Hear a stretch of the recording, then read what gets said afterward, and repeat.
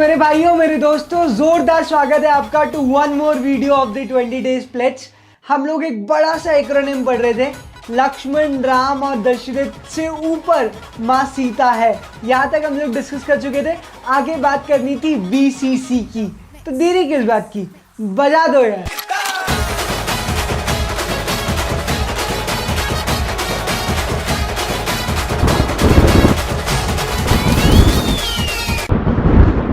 तो भैया BCC में सबसे पहले लेटर आता है बी का फुल फॉर्म होता है बॉडी। तो हम लोग बात करने वाले हैं main body of the letter की। तो जो पूरी बॉडी है ना वो 3 हिस्सों में डिवाइडेड है, introduction, middle section and conclusion. फर्ज करो कि मैं रिलायंस फ्रेश से चीकू खरीद के लाया और वो चीकू एकदम ही बकवास, मतलब बहुत ही काले चीकू थे एक तो, और टेस्ट भी उनका बहुत ही बकवास था। तो चीकू बहुत ही खराब निकले। अब मुझे लेटर लिखना है to the manager of the Reliance Fresh. अब जब मैं लेटर लिखूंगा तो मैं लिखूंगा डियर सर, ये सैल्यूटेशन हो गया। फिर मैं लिखूंगा इंट्रोडक्टरी पैराग्राफ। इंट्रोडक्टरी पैराग्राफ में मैं ये बताऊंगा कि आखिर ये लेटर मैं लिख ही क्यों रहा हूं, लेटर लिखने का पर्पस क्या है। तो मैं पहले लिखूंगा dear sir, I am writing this letter to provide you with the feedback of the fruits purchased from your store. तो जैसे उसने पहली लाइन पढ़ी उसको समझ में आ गया कि मैं कोई फीडबैक देने वाला हूं अबाउट द फ्रूट्स जो कि मैंने उसके स्टोर से खरीदे थे। Now his mental state is clear. तो इंट्रोडक्शन में तुम्हें यही बताना है कि भैया ये लेटर लिख क्यों रहे हो। फिर आता है लॉन्गर मिडिल सेक्शन। इसमें लिखो ना पूरी डिटेल, चीकू कब खरीदे, कैसे खरीदे, किस तरीके से पेमेंट किया। तो क्या खरीदा ये पहले लिखना है, उसके बाद ही तो लिखोगे कब खरीदे। तो सीक्वेंस का भी ध्यान रखना है, लॉजिकल सीक्वेंस होना चाहिए इन द मिडिल सेक्शन। और जो भी बात बोलने वाले हो उसको इलैबोरेट कर दो, जितनी इंफॉर्मेशन रिसीवर को चाहिए उतनी। फिर तीसरा आता है कंक्लूजन। फाइनली मैं कंक्लूड करूंगा अपने लेटर को और मैं लिखूंगा मैनेजर को, therefore you are requested to either pay me back my 10 rupees और रिप्लेस माई चीकूस। ऐसा ही लिखूंगा, पर टोन पोलाइट होनी चाहिए। मैं भले ही कंप्लेन कर रहा हूं, मन में बहुत गालियां कि चीकू बहुत ही खराब थे, लेकिन फिर भी लिखूंगा I shall be thankful of your good self. तो ऐसी एक पोलाइट लाइन जरूर लिखना है। और प्लीज याद रखना, थैंकिंग यू कुछ नहीं होता मेरे भाई। थैंक यू अगर लिखना है तो उसको कंक्लूजन में लिख दो, थैंकिंग यू अलग से मत लिखना, that is again a wrong English. Thanking कोई वर्ड ही नहीं है। थैंकिंग यू क्या होता है, थैंकिंग इज अ वर्ब। कैसे लिख रहे हैं हम लोग थैंकिंग यू, मुझे नहीं समझ में आता कि तुम लोग आज तक रिस्पेक्टेड सर और थैंकिंग यू कैसे लिख कर आए हो, पर अब नहीं लिखना है, कीप दैट इन माइंड। तो भैया कंक्लूजन की 3 और लाइन यहाँ पे दे रखी है, we thank you in anticipation that you would proceed with our request. We look forward to a favorable response. We regretted that it may not be possible for us to do such and such. जो भी relevant matter हो। तो body हो गई भाई, B निपटा दिया। अब आगे बात करते हैं सी की। तो सी से आता है कॉम्प्लीमेंट्री क्लोज। बताना भी तो पड़ेगा ना यार कि तुम कौन हो जिसने ये लेटर लिखा है, पर तुम उसके क्या लगते हो ये बताता है कॉम्प्लीमेंट्री क्लोज। तो याद रखना, अगर तुमने लिखा है डियर सर तो आगे आएगा योर्स फेथफुली, ये फिक्स है। अगर तुम लोग ऊपर डियर सर लिख रहे हो मतलब तुम रिस्पेक्ट दे रहे हो, तो नीचे लिखना है योर्स फेथफुली। अगर तुमने सर लिखा है तो सीधे लिखना है योर्स ट्रूली, क्योंकि पर्सनल रिलेशन है नहीं इतने अच्छे। अगर तुमने डियर मिस्टर एक्स लिखा है तो ये इनफॉर्मल थोड़ा सा हो गया, तो लिखना है योर्स सिंसियरली। तो भाइयों याद रखना, सर के साथ ट्रूली आएगा, डियर सर के साथ फेथफुली आएगा, और डियर के साथ अगर तुम लोग नाम लिख रहे हो तो सिंसियरली ही आएगा। ये फिक्स्ड है कॉम्प्लीमेंट्री क्लोज। हमने तो कभी ध्यान ही नहीं दिया है, हम तो ऊपर लिखते थे रिस्पेक्टेड सर, नीचे जो याद आता है, सिंसियरली पहले याद आता है तो वो लिख देंगे, फेथफुली याद आता है तो फेथफुली लिख देंगे। तीनों याद नहीं आए तो तुम्हारा भाई ये लिख के साइन करके खत्म कर देंगे, पर लिखेंगे कुछ जरूर। अब सोच के लिखना, सर के साथ आएगा योर्स ट्रूली, डियर सर के साथ आएगा योर्स फेथफुली, और डियर के आगे अगर नाम लिखा हुआ है तो याद रखना आएगा योर्स सिंसियरली। और मजे की बात, प्लीज मेरे भाई योर्स में अपॉस्ट्रोफी मत लगाना। अपॉस्ट्रोफी स्पेल नहीं करवा रहा हूं तुम्हें, सिर्फ देखने का बोल रहा हूं। देखो ध्यान से, ये वाला जो साइन होता है ना, ये अपॉस्ट्रोफी का होता है, जैसे प्रतीक कैप। तो ये जो मैं एस के ऊपर टीका लगाता हूं इसको बोलता हूं अपॉस्ट्रोफी। It shows possession. तो योर्स में अपॉस्ट्रोफी नहीं आता, ये अपने आप में पॉजेसिव प्रोनाउन है। जब हम लोग पहला चैप्टर डिस्कस करेंगे इंट्रोडक्शन टू ग्रामर, तब हम लोग डिटेल में डिस्कस करेंगे कि पजेसिव प्रोनाउन क्या होते हैं। पर अभी शॉर्ट टिप कि भैया योर्स मत लिखना, अपॉस्ट्रोफी मत लगाना, ये एक साथ लिखाएगा yours because it is a possessive pronoun. तो अब हम लोग बात कर लेते हैं सी की, समुद्र की बात कर रहे हैं। एस फॉर था सिग्नेचर, तो जैसे ही लेटर खत्म हो जाए 2-3 लाइन छोड़ना और अपने सिग्नेचर्स कर देना। इट्स वेरी इंपॉर्टेंट कि तुम लेटर्स पे इनिशियल करो, क्योंकि वो एक ऑथेंटिक प्रूफ होता है कि ये लेटर तुमने ही लिखा है। अदरवाइज कोई भी तुम्हारे नाम से लेटर लिख सकता है। तो signatures are very very important. तो एस फॉर हो जाता है सिग्नेचर्स। ई फॉर होता है इंक्लोजर्स। इंक्लोजर्स में तुम लोग ये लिखते हो कि ये लेटर तुमने रिसिपिएंट के अलावा और किस किस को भेजा है।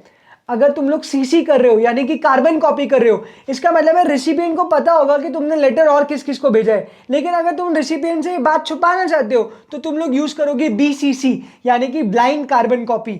ये फैसिलिटी एज ऑफ नाउ सिर्फ मेल में है। बिजनेस लेटर्स में अभी ये फैसिलिटी नहीं है कि तुम लोग बीसीसी कर दो। लिखो ही मत ना एनक्लोजर अगर बीसीसी करना है तो। और सबसे लास्ट आता है एनेक्जर। अगर कोई जरूरी बात कहना बाकी रह गई हो या फिर लेटर बहुत प्रेम पूर्वक लिखा है और साथ में अब कोई कविता भी ऐड करनी है, तो वो आएगी एनेक्जर के अंदर। मतलब एक ऐसा पार्ट ऑफ द लेटर जो कि इंपॉर्टेंट है लेकिन वो तुमने मेन बॉडी में कवर नहीं किया और अब कवर करना चाह रहे हो, तो वो कहलाता है एनेक्जर। तो भाई जल्दी से आ जाओ, एकदम एकदम फुर्ती में आ जाओ और याद करो कि एक्रोनिम क्या था। सबसे पहले था लक्ष्मण राम दशरथ से ऊपर मां सीता है, तो L for letter head, R for reference number, D for date, से ऊपर मां, M for marking, A for attention line, A for address, address इसका रेसिपिएंट का। फिर उसके बाद सीता है, S for salutation, H for subject heading. फिर BCC, B for body, C for complimentary close, H for signature, E for enclosure और A for annexure. बधाई हो यार, तुम लोग सारे कंटेंट सीख गए of a good business letter. तो भाइयों बात करते हैं कि बिजनेस लेटर होते कितने टाइप के। तो बिजनेस लेटर होते हैं 2 टाइप के, या तो बिजनेस लेटर होगा फॉर्मल या तो वो होगा इनफॉर्मल। सपोज मुझे मुकेश अंबानी को लेटर लिखना है मर्जर्स एंड एक्विजिशन से रिलेटेड, फॉर्मल है इनफॉर्मल है? Obviously it has to be formal. बहुत सारी बारीकियों के साथ मुझे वो लेटर लिखना पड़ेगा। चलो, ऑडिटर को रिस्पॉन्ड करना है to the management about the internal working of the company, कि कंपनी काम कैसे कर रही है। ऑडिटर को रिस्पॉन्ड करना है, रिपोर्ट देनी है टू द मैनेजमेंट। जो लेटर लिखा जाएगा वो फॉर्मल होगा कि informal? It will be a formal letter. Law ने स्पेसिफाई कर रखा है कि ऑडिटर रिटर्न में कम्युनिकेशन करेगा विद द मैनेजमेंट, तो ये तो फॉर्मली होने वाला है because it is going to be an evidence in the court of law. तो ये सारे लेटर्स होते हैं फॉर्मल।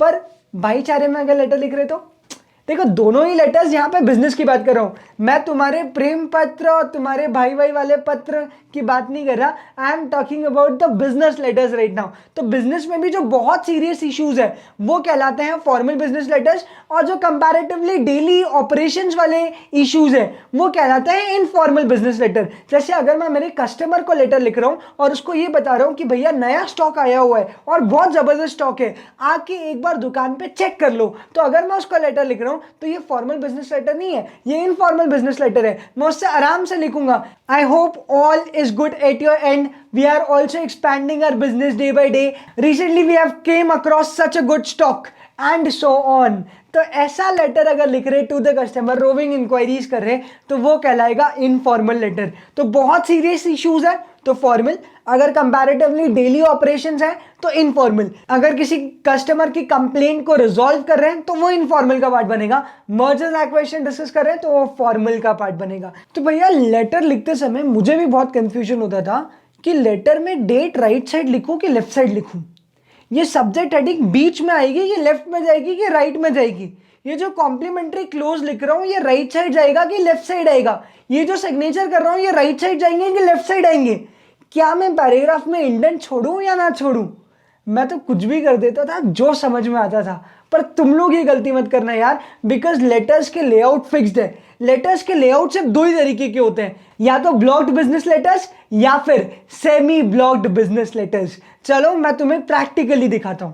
तो भाइयों, जब मैं ब्लॉक्ड लेआउट में लेटर बना रहा हूं तो मैं सब कुछ लिखूंगा ऑन टू द लेफ्ट, तो मेरा रेफरेंस नंबर भी आएगा ऑन टू द लेफ्ट, मेरी डेट भी आएगी ऑन टू द लेफ्ट, मेरा एड्रेस भी आएगा ऑन टू द लेफ्ट। तो भैया दोनों फॉर्मेट मैंने तुम्हारे लिए तुम्हारे सामने बना दिए। बूझो तो जाने, ऐसी कुछ पहेलियां आती थी और साथ में आता था अंतर ढूंढो। ऐसी बाल भास्कर मैंने बहुत पढ़ी है बचपन में, तुम्हें भी आज मैं एक चैलेंज दे रहा हूं। तो अंतर ढूंढो in the blocked format and in the semi blocked format. एक बार स्क्रीन पे लगा दो यार ये। तो भाइयों ये है ब्लॉक्ड लेआउट और ये है सेमी ब्लॉक्ड लेआउट। अगर तुम लोगों ने नोटिस किया तो ब्लॉक्ड लेआउट में सब कुछ स्टार्ट हो रहा है from the left, everything is starting from the left. जबकि सेमी ब्लॉक्ड लेआउट में कुछ चीजें बीच में से स्टार्ट हो रही है और कुछ बिल्कुल राइट में और कुछ लेफ्ट में। तो सेमी ब्लॉक्ड लेआउट थोड़ा सा डिफिकल्ट है लर्न करना, लेकिन blocked layout is very easy. सब कुछ लेफ्ट से स्टार्ट हो रहा है।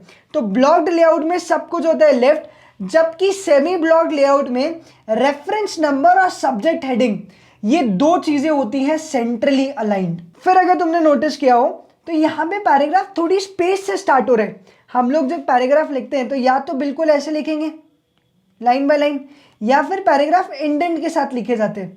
तो जब भी कोई नया पैराग्राफ स्टार्ट हो रहा है तो यहाँ स्पेस छूट रही है, इसे ही कहा जाता है इंडेंट। तो सेमी ब्लॉक्ड लेटर्स में पैराग्राफ एक इंडेंट से स्टार्ट होते हैं। तो this is nothing but indent.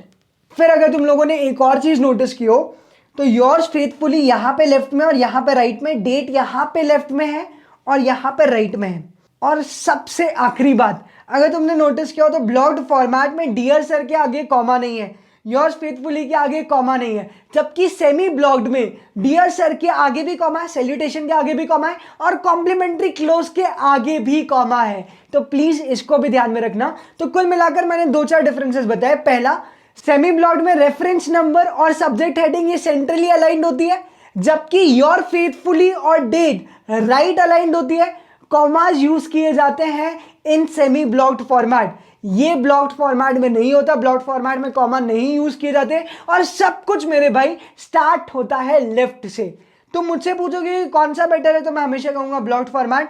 Confusion नहीं है, एरर के चांसेस बहुत कम है और यही वो लेटर्स हैं जो आज की लाइफ में मॉडर्न एरा में लिखे जा रहे हैं। Nobody is more concerned about the format of the letter. तो सब कुछ लेफ्ट से स्टार्ट कर दो और लेटर लिखना शुरू कर दो। तो blocked format is more preferable. तो भैया अब हम लोग बात कर लेते हैं कि अगर लेटर लिखेंगे तो क्या क्या एसेंशियल्स होना चाहिए लेटर के अंदर, लेटर लिखते कैसे। तो सबसे पहला पॉइंट है कंप्लीटनेस। जब भी कोई लेटर लिख रहे हो तो उसमें इंफॉर्मेशन कंप्लीट दो। सपोज मैंने बोला कि छुट्टी है, 20 डेज प्लेज नहीं होगा, तो तुम्हारा पहला सवाल क्या आएगा, छुट्टी है, कब है, कब से कब तक है, कितने दिन की है, क्यों है। तो ये इनकम्प्लीट इंफॉर्मेशन है। अगर मैंने सिर्फ बोल दिया छुट्टी है और कोई रीजन नहीं बताया, so there is a lot of scope कि तुम ग्रेप वाइन फैला दो कि यार सर को तो कोरोना हो गया इसलिए सर ने छुट्टी रख दी। You might say this all. तो ये इंफॉर्मेशन कंप्लीट नहीं है क्योंकि there is lot of scope for speculating कि छुट्टी क्यों है, कब से कब तक है एंड सो ऑन। तो ऐसी कोई भी इंफॉर्मेशन जो कंफ्यूजन क्रिएट करे in the mind of the receiver वो इनकम्प्लीट है। तो इंफॉर्मेशन हमेशा कंप्लीट करना है, लेकिन कंप्लीट करने के चक्कर में ब्रिविटी मत खो देना। इसलिए कंप्लीटनेस के साथ साथ एक और पॉइंट लिखा हुआ है इन पॉइंट नंबर 5, वो है ब्रिविटी। ब्रिविटी कहती है कि भैया जितने भी पॉइंट्स लिखे हुए ना एसेंशियल्स ऑफ लेटर्स में, उन सारे पॉइंट्स को फॉलो करो, लेकिन साथ में मुझे भी फॉलो कर लूं। मैं कहता हूं कि लेटर शॉर्ट एंड क्रिस्प होना चाहिए। तो लेटर में इंफॉर्मेशन कंप्लीट दो, लेकिन कम से कम शब्दों में दो। ऐसा नहीं है कि बहुत इलाबोरेट कर रहे हैं, जस्ट स्पेसिफाई द रीजन। अब वो रीजन का क्या कारण है कि वो रीजन हुआ ये बताने की जरूरत नहीं है। अगर मेरी तबीयत खराब थी तो थी, I should not tell you कि मेरी तबीयत खराब किस रीजन से हुई। तो ब्रिविटी भी रखना है और साथ में कंप्लीटनेस को भी मेंटेन करना है। दूसरा पॉइंट है क्लैरिटी। भैया जब भी लेटर लिख रहे हो तो अपने दिमाग में क्लियर रहो कि तुम कम्युनिकेट क्या करना चाह रहे हो। मैं तुम्हें सिंपल सा एग्जांपल देता हूँ। मेरे पास शर्मा जी है और शर्मा जी ने बोला मुझे 10 लाख रुपए का सामान उधार चाहिए। मैंने बोला शर्मा जी आपको मैं 10 लाख रुपए का उधार कैसे दे दूं, मैं तो तुमको जानता भी नहीं हूँ। तो शर्मा जी ने बोला मुझे नहीं जानते, लेकिन वर्मा जी है ना, वो तुम्हारी दुकान से पिछले 10 साल से सामान खरीद रहे हैं। तो फिर मैंने वर्मा जी को लेटर लिखा और मैंने बोला वर्मा जी प्लीज कंफर्म करो कि शर्मा जी को मैं क्रेडिट दे सकता हूं कि नहीं दे सकता हूं 10 लाख रुपए की। तो वर्मा जी ने लेटर में लिखा कि Sharma ji is a very nice person, he is just amazing, I think you should give him the credit of ₹10 lakh. फिर वर्मा जी आगे ये भी लिख रहे, बोल रहे कि 10 लाख का क्रेडिट दे दो, फिर आगे ये भी लिख रहे, however I do not know much about the finances of Sharma ji and I have never peeped into his finances, that's why I really can not comment. तो भैया वर्मा जी क्या कर रहे हो, पहली लाइन में तो बोला कि शर्मा जी बहुत अच्छे आदमी है, 10 लाख रुपए उधार दे दो, फिर अगली लाइन में बोलते हो कि मुझे नहीं पता उनकी फाइनेंशियल पोजीशन क्या है, तो मैं यही बोलूंगा कि देख लो, जो हो जाए वो कर लेना। तो ऐसे लेटर नहीं लिखे जाते भाई, या तो सिंपली बोलो कि तुम जानते हो और दम से उधार दे दो 10 लाख रुपए, या फिर लिख दो उधार मत दो शर्मा जी को, मुझे तो भरोसा ही नहीं है शर्मा जी पे, ये तुम्हारे पैसे लेके भाग जाएगा। तो डबल माइंडेड नहीं होना है, एक माइंड होकर लेटर लिखना है। So there has to be clarity. तो एग्जांपल लिख लो, अगर क्रॉस चेकिंग होती है तो फिर याद रखना कि वर्मा जी दो बातें नहीं कर सकते, Verma ji has to take a stand. तो ये कहता आ जाए क्लैरिटी। फिर नेक्स्ट आता है सिंप्लिसिटी। लेटर में बहुत ज्यादा सुपरफ्लुअस वोकैबुलरी यूज मत करना तुम लोग, वरना लिख रहे हो megalomania, magnanimous, truly urban, perspicacious, right? Don't write these types of words because this would create a lot of confusion in the mind of the recipient. तो लैंग्वेज जितनी सिंपल हो उतनी आसान, सरल भाषा दिल को छूती है, तो लैंग्वेज सिंपल होनी चाहिए मेरे भाई। लेटर में इस बात का भी ध्यान रख लेना। तो पहला पॉइंट हो गया कंप्लीटनेस, कंप्लीटनेस के साथ साथ ब्रिविटी यानी शॉर्टनेस का भी ध्यान रखना है। तो एक हो गया कंप्लीटनेस, दूसरा हो गया ब्रिविटी, फिर हम लोगों ने पढ़ा सिंप्लिसिटी और साथ साथ हम लोगों ने पढ़ लिया क्लैरिटी। ये 4 पॉइंट्स अभी तक हम लोग डिस्कस कर चुके हैं। चलते हैं 5वें पॉइंट पर जो कहलाता है एक्यूरेसी। ऐसा नहीं हो कि तुम लोग लेटर लिखो और लेटर में कुछ ऐसा स्टेटमेंट डाल दो जो कि सबको पता है गलत है। तुमने लिख दिया there are 126 billion people living in India. भैया 126 बिलियन नहीं है, वो 126 करोड़ है, इट इज नॉट बिलियन। तुमने गलती से बिलियन लिख दिया। अब जैसे ही बिलियन लिख दिया तुम्हारे लेटर की ऑथेंटिसिटी खत्म हो गई। तो लेटर में जो भी कुछ लिख रहे हो उसकी अच्छे से जांच पड़ताल कर लेना, सर्च कर लेना कि लेटर में जो लिखा है वो सही है या नहीं है। तो एक्यूरेसी मतलब जो भी फिगर्स और फैक्ट्स लिख रहे हो जस्ट वेरीफाई देम वंस कि क्या वो सही है या फिर नहीं है। अदरवाइज पूरे लेटर की ऐसी की तैसी हो जाएगी, nobody would believe on your letter क्योंकि उन्होंने एक मिस्टेक पकड़ ली है। फिर अगला पॉइंट आता है कि लेटर लिखते समय सिंसियर रहना है। लेटर तुम्हारी सिंसियरिटी शो करना चाहिए। अच्छा, लेटर कैसे सिंसियरिटी शो करेगा? सपोज मेरी टीचर ने बोला कि सिक लीव पर लेटर लिख कर आना। मैं गया गूगल पे मुझे जो लेटर मिला मैंने कॉपी पेस्ट कर दिया और मैंने मेरे टीचर को दे दिया। टीचर को देखते से ही पता लग गया कि ये लेटर गूगल से उठाया हुआ है, क्योंकि उस लेटर में सिक लीव का जो रीजन दिया हुआ था वो किसी एक 80 साल के बुड्ढे को ही हो सकता था। तो टीचर को देखकर ही पता चल गया कि ये लेटर गूगल से उठाया हुआ है, क्योंकि पूरी फॉर्मेटिंग गूगल की थी, पूरे वर्ड्स गूगल के थे। टीचर डिड नॉट बिलीव कि मैंने वो लेटर लिखा है। 5वीं क्लास का बच्चा ऐसा लेटर लिख ही नहीं सकता है। तो अगर मैं गूगल पे गया और मैंने लेटर को कॉपी पेस्ट कर दिया और टीचर को दे दिया, टीचर को अच्छा नहीं लगेगा यार। टीचर को समझ में आ जाएगा कि सामने वाले ने कॉपी पेस्ट किया है। तो सिंसियरिटी मतलब होता है जब भी लेटर लिखो भैया तो खुद लिखो, अपनी स्टाइल में लेटर लिखो, अपने इमोशंस, अपनी फीलिंग, अपने फ्लेवर के साथ लेटर लिखो। This is called sincerity.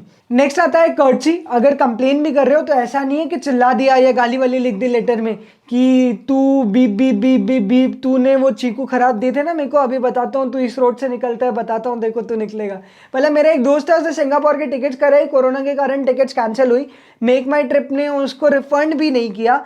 तो उस केस में उसने ईमेल में लिख दिया कि तुम मुझे रिफंड नहीं कर रहे हो, you want me to die, तुम चाहते हो कि मैं मर जाऊं क्या अगर मैं सिंगापुर जाऊंगा कोरोना वायरस के टाइम पे, तो मुझे कैंसिल तो करना ही है, तुम रिफंड दो। तो वो लेटर में लिख रहा है मैं मर जाऊंगा। This is not required. ऐसी लैंग्वेज जरूरी नहीं है मेरे भाई। जब घी सीधी उंगली से निकल सकता है तो उसे टेढ़ी करने की जरूरत नहीं है, और अगर टेढ़ी करना भी है तो स्टाइल में करो। सार्केज्म इतना पावरफुल होना चाहिए कि वो अंदर तक छेद कर दे, लेकिन सार्केज्म करते समय नेगेटिव वर्ड्स मत यूज करना। तुम लोग पोलाइट वे में ही अपनी बात को रखना, क्योंकि किसी ने बहुत खूब कहा है, अंदाज़ बयां बदल देता है हर बात का मतलब, यूं तो इस दुनिया में कोई बात नहीं होती। तो तुम्हारा अंदाज डिसाइड करेगा कि तुम्हारी प्रॉब्लम रिजॉल्व होगी या नहीं होगी। तो कर्टसी रखना है, पोलाइट वे में ही अपने मैसेज को प्रेजेंट कर रहे हैं। ऐसा नहीं है कि तुम सारा गुस्सा अपने लेटर के अंदर डाल दो, उससे रिसिपिएंट को कोई फर्क नहीं पड़ता, घंटा फर्क नहीं पड़ता मेरे भाई। तो कर्टसी रखना बहुत जरूरी है। एंड लास्ट पॉइंट है स्टाइल। सोचो अगर अटल बिहारी वाजपेयी जी लेटर लिखेंगे तो कैसा लिखेंगे, अगर मनमोहन सिंह लेटर लिखेंगे तो कैसा लिखेंगे? कोरा कागज आएगा, है ना, रिसिपिएंट खुद ही समझ लेगा, बोले मोहन है नरेंद्र मोदी जी लेटर लिखेंगे तो किस तरीके से लिखेंगे? तो हर किसी का अपना एक स्टाइल है यार। सलमान खान लेटर लिखेगा तो थोड़ा एटीट्यूड में लेटर लिखेगा, विवेक ओबरॉय लेटर लिखेगा तो थोड़ी दबी दबी आवाज में लेटर लिखेगा। Everybody has its own style. Aamir Khan letter लिखेगा तो पूरे परफेक्शन के साथ एक एक कॉमा प्रॉपर लगा होगा इन द लेटर। तो हर एक का अपना स्टाइल है। तो जब तुम लोग लेटर लिखो तो तुम अपनी स्टाइल को फॉलो करना। तुम लेटर बहुत क्लोज जाके लिखते हो उस आदमी के, मतलब बिल्कुल एम्पैथी क्रिएट कर देते हो उस आदमी के साथ कि मैं तो तुझसे घनिष्ठ प्रेम करता हूं, या फिर तुम लेटर प्रोफेशनल टर्म्स में लिखते हो। तुम्हारी अपनी एक स्टाइल है, उस स्टाइल को मत छोड़ना। तो बल्कि ना सिर्फ ये बिजनेस कम्युनिकेशन के लिए जरूरी है, बल्कि तुम्हारी लाइफ के लिए भी जरूरी है। हमेशा खुद रहना, किसी को कॉपी करने की कोशिश मत करना। अगर मैं किसी और को कॉपी करूंगा तो मैं सी ग्रेड हो जाऊंगा। If I try to copy Shahrukh Khan I will be C grade Shahrukh Khan. अगर बन भी गया तो अच्छी कॉपी कर भी ली तो भी I will be C grade Shahrukh Khan. अगर मैं सलमान खान को कॉपी करूंगा, वैसे तो कर नहीं सकता, you can apparently see, but फिर भी मैं बनूंगा बी ग्रेट सलमान खान। पर अगर मैं किसी को कॉपी नहीं करूंगा तो ये खड़ा तुम्हारे सामने यार, ए ग्रेड सीए प्रतीक पांडे। और दम से बोलता हूं ए ग्रेड हूं, मुझसे बेहतर कोई हो ही नहीं सकता, क्योंकि मैं मेरे लिए बेस्ट हूं। इसी अप्रोच के साथ पढ़ाई करना है और यही मेंटालिटी रखना है। तो भाइयों, आज हम लोगों ने बीसीसी पूरा निपटा दिया। ये पढ़ लिया कि लेटर्स के 2 फॉर्मेट होते हैं। हमको तो पता ही नहीं था, हम तो कहीं से कुछ भी लिख देते थे। यहाँ पैराग्राफ के लिए जगह नहीं मिलती थी तो दूसरे पैराग्राफ हम लोगों ने लेटर 2-2 पेज पे लिखे हैं यार। आधा इस पेज पे जा रहा है, आधा उस पेज पे जा रहा है। तो हम तो कुछ भी फॉलो नहीं करते थे। आज पहली बार समझा कि लेटर के लेआउट भी होते हैं। साथ में ये भी पढ़ा कि लेटर्स के लिए एसेंशियल्स क्या क्या है। तो भैया, लेटर कंप्लीट होना चाहिए। लेटर कंप्लीटनेस के साथ साथ शॉर्ट भी होना चाहिए, यानी ब्रेविटी मेंटेन होनी चाहिए। लेटर लिखते समय व्यू में क्लियर रहो कि तुम क्या कम्युनिकेट करना चाहते हो, हाँ बोलना चाहते हो या ना बोलना चाहते हो। ये मत बोलना कि सोचेंगे जब बड़े हो जाएंगे तब देखेंगे क्या पोजीशंस हैं, देन विल डिसाइड। तो वो कंफ्यूजिंग मामला हो जाएगा मेरे भाई। तो क्लैरिटी के साथ लेटर लिखना। उसके बाद लेटर सिंप्लीफाइड लैंग्वेज में हो तो बहुत ही अच्छा, क्योंकि कोई नहीं चाहता बड़े बड़े वोकैबुलरी पढ़ना और डिक्शनरी में से उनका मीनिंग देखना। साथ ही साथ लेटर में खुद की स्टाइल होनी चाहिए, कर्ची रखना, सिंसियरिटी रखना। ऐसे कुछ पॉइंट्स हम लोगों ने डिस्कस किए।